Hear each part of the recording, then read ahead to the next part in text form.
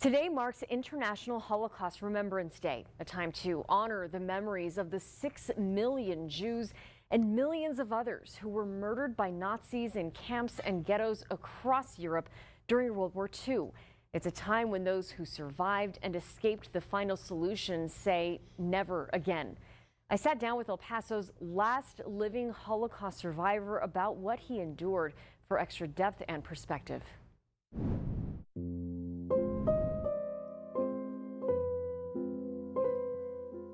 I was born in Budapest, Hungary. Budapest at that time, 250,000 Jews in one city. Could you believe the kind of Jewish life they had there? This is Tibor Schechner posing for a photo with his mother. This portrait was taken in 1944. I was 15 years old when the Holocaust, when the German army occupied physically Hungary. 1944, March 19. I remember the date when the tanks. The bravery in their faces overshadows the terror erupting around them in Hungary. We're clued into the chaos by the Stars of David pinned to their clothing, the symbol Nazi Germany chose to make Jews outcasts and targets. We all had to put on yellow stars. Our house, when we owned the house, where we lived, they had to put a big yellow star on the front door. History shows us this wasn't the depths of Nazi depravity. The Hungarian army put us to work 18 to 60.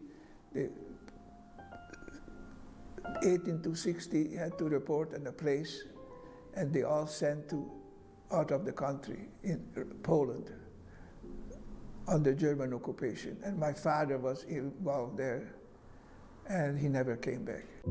I was 15, so they put us with 180 boys, and we had to go outskirts of Budapest, a former sheriff refinery, digging ditches for the incoming Russian tanks who were already very close to Budapest. And I took the city bus to go to this place. And we got to the Budapest border.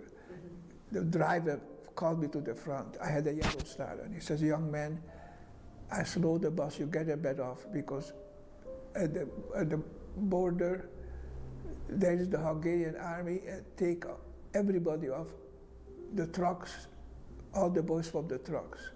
179 boys were there, and they all sent to Auschwitz." This bus driver saved my life. I would be sitting here and not that bus driver.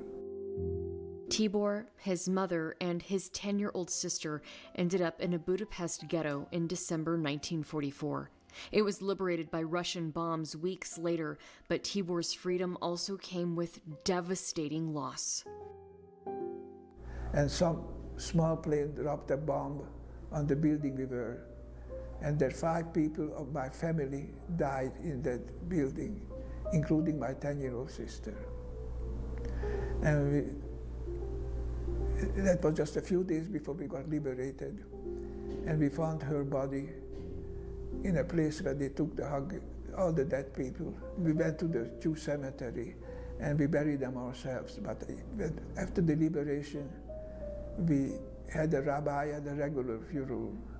And I went to see her headstone in Hungary, naturally, in the cemetery. It says there, I can't talk about it. I have a hard time talking about it.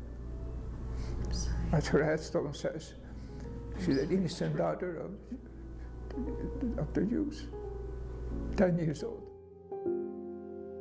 In the years after liberation, Tibor emigrated across Europe, eventually ending up in Montreal, where he met his first wife. They moved to New York, but she was actually from El Paso. Tibor and his wife moved to the borderland in 1960. 6,000 miles from Budapest, he started a new life.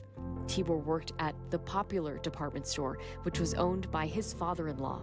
Tibor Schechner is the last Holocaust survivor living in El Paso.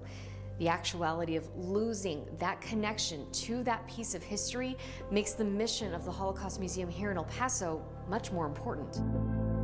We know from studying the Holocaust the dangers of that hate, of any type of hate, if it's gone unchecked, if people do not challenge it and act as upstanders. What is our role and responsibility today to take what we have learned from the Holocaust into what's happening currently with intolerance, with discrimination against any group of people for any reason. The Anti-Defamation League just released its annual report, which audits anti-Semitic incidents across the U.S. According to the ADL, harassment, vandalism, and assault targeting Jews went up 36% from 2021 to 2022.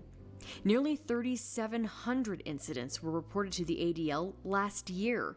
It's the highest number on record since the ADL began tracking anti-Semitic incidents in 1979. That should alarm every single one of us, because hate is hate, and it affects every single person. Texas ranked in the top 5 states with more than 200 incidents. Anti-Semitism exists everywhere. There are cases where anti-Semitism has happened here in El Paso.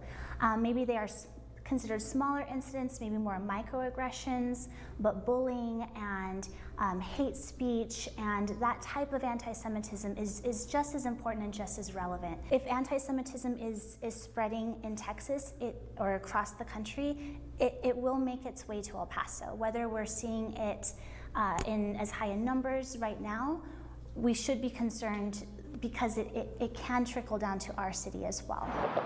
Our city of El Paso, where a Holocaust survivor from Budapest celebrated his 95th birthday with his children and grandchildren just a few weeks ago. For a time, Tibor worked as a tour guide here at the Holocaust Museum, walking among exhibits of German propaganda and Jewish artifacts rescued from ashes, teaching the atrocities that claimed members of his family and his people, hoping the lesson doesn't fade as more years separate us from the past. Never again. That's the main thing.